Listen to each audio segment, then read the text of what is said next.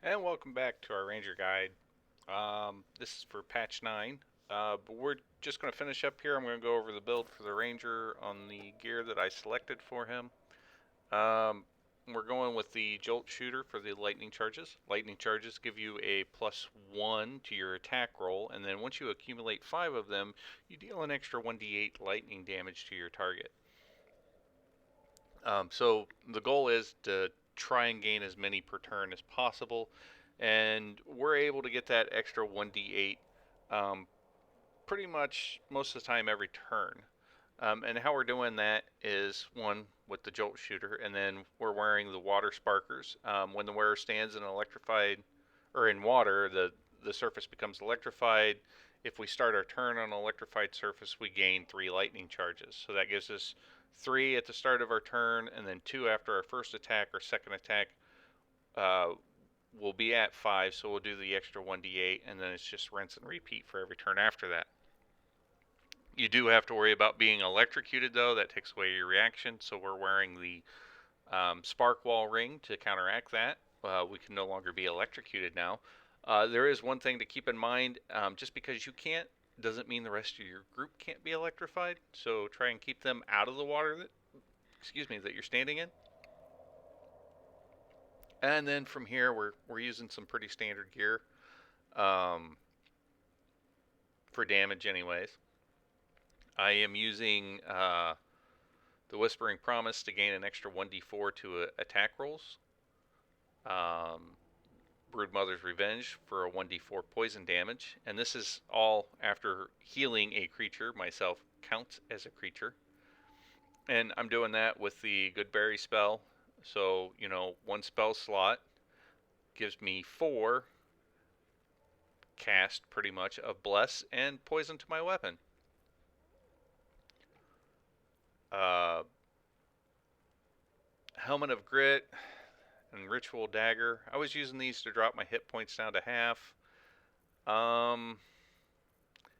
It's fun and all using that combination, but I think I could probably find something maybe a little better.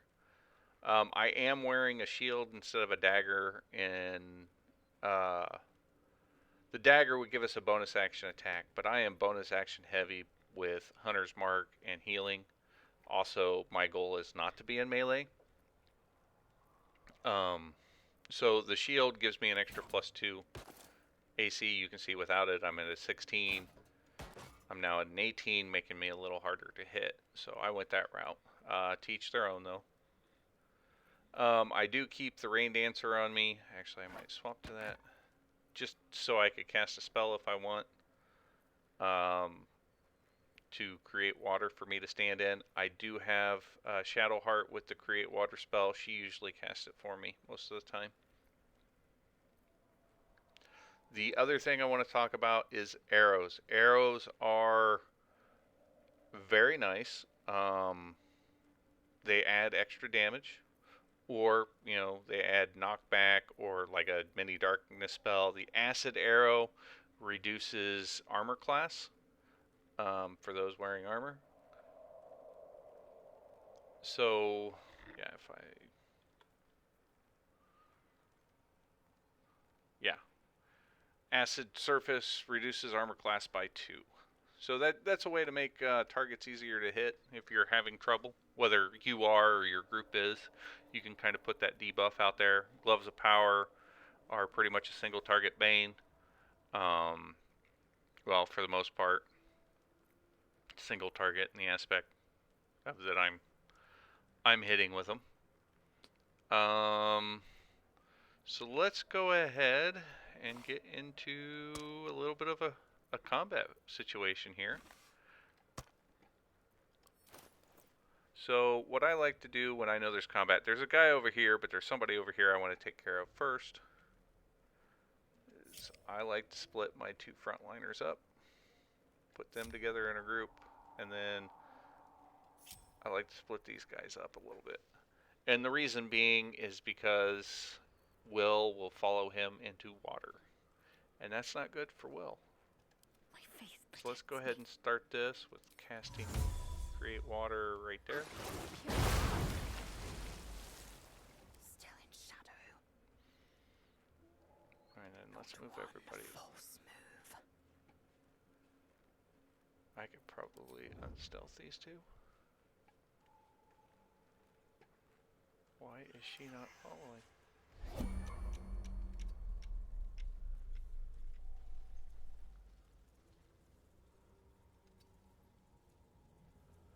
Well, that's stupid.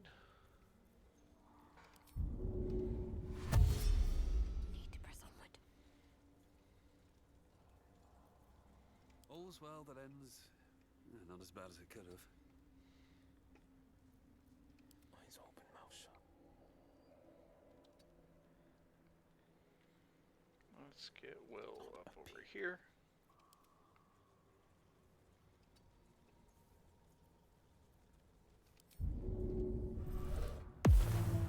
My patience wanes.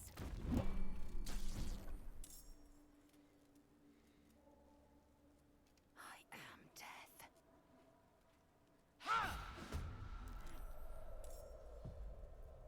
Secrecy above all.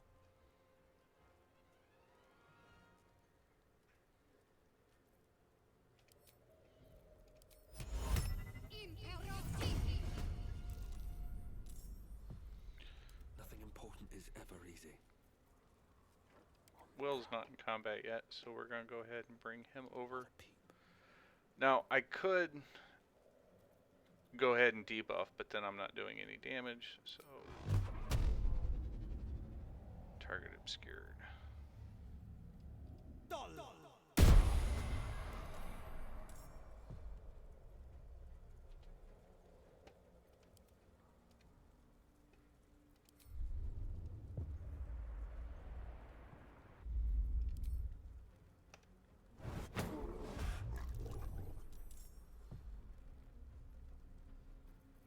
Another fight.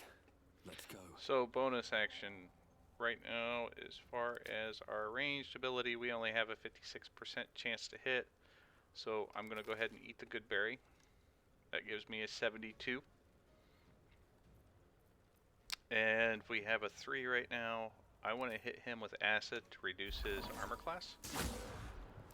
And I missed. Let's go ahead and try that again. Ooh.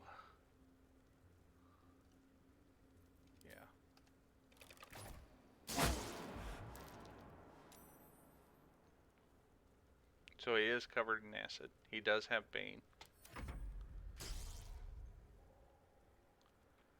Back to my turn. I'm going to go ahead and use Hunter's Mark.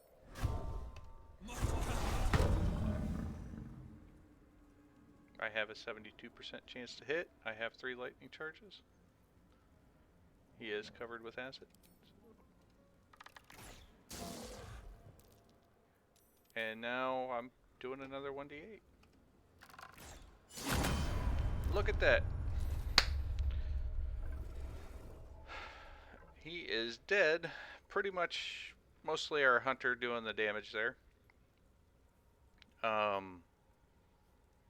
Pretty simple fight as far as cleaning house. Now I did know he was there. So you know, the element of surprise wasn't there, and I was able to prep the battlefield. I think the only difference would have been the Shadowheart would have casted her water spell. You do have that little bit of prep time before the actual fight starts that I could have done most of that in. Let's move on to the next fight. Eager for battle. Proceeding. Can't give up now.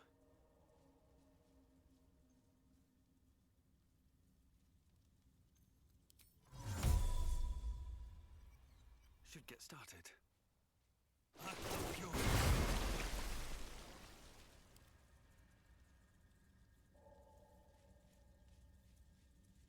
More monstrosities. Something There, on the tree. cliff. Almost like an invisible hand pulling me towards it.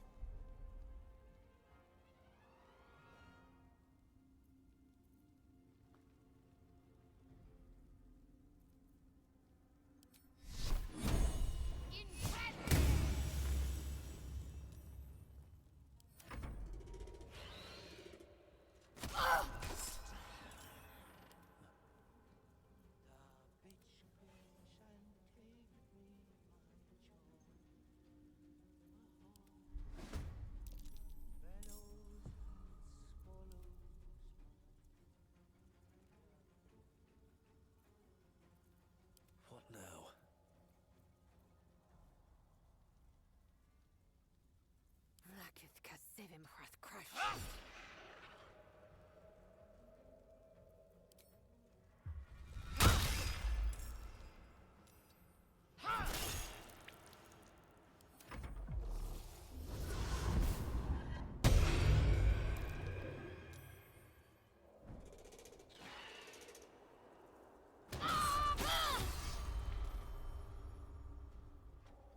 Breathe deep and move.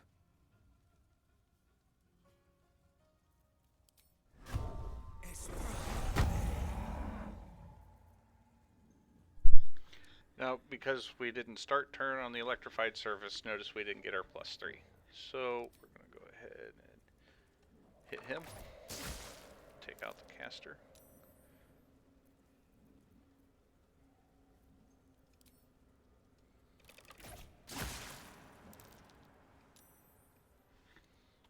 Can't give up.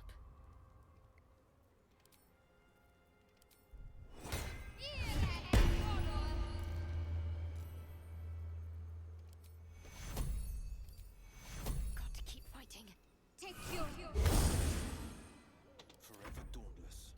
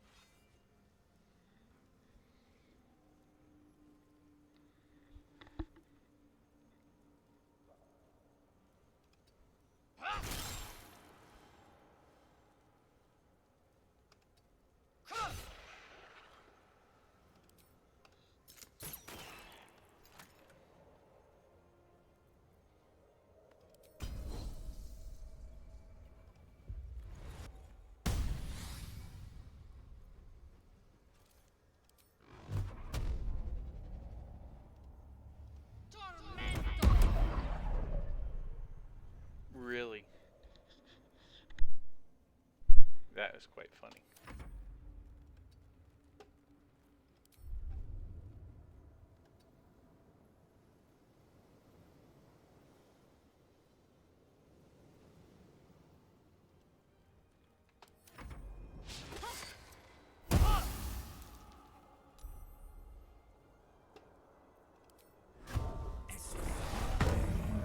Now we've got 10 charges, so we should be able to do some serious damage now.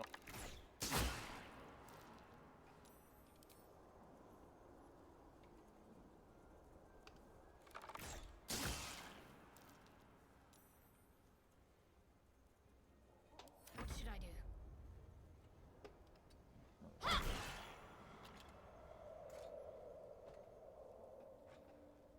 No one back home will ever believe this.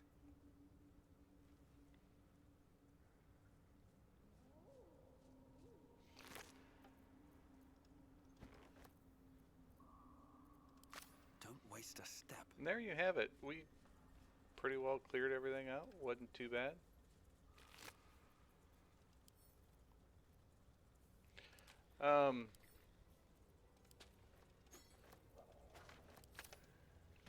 So, like I said, the lightning charges are great damage.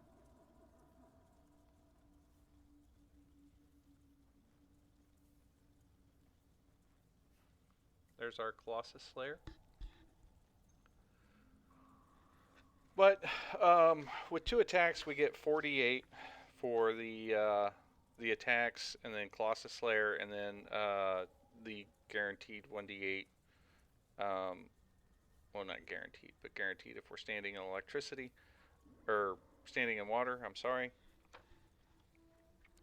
So that's 48 damage plus 2d6 for Hunter's Mark, and then 44 if we're using like poison and an arrow. I usually like to use lightning arrow because you can only have 2 damage types added.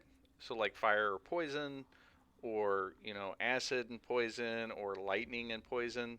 So if you add one, you miss out on the other. And since we get a +1 lightning damage every turn, a lightning arrow is usually my go-to choice if I'm not trying to debuff, like using the arrow of acid to try and knock their armor class down to make them easier to hit. And that'll be it for this version of our Ranger. This is patch 9, our Ranger build guide for group play. I'd say overall it wasn't too bad. We handled a lot of the fights with ease. Like I said, just building around the bow was kind of fun. I'm sure there are some other options out there that we could play with, especially on full release. It'd be interesting to see what else is incorporated into the game. If you like the video, please hit the like button, and if you want to see more content, please subscribe.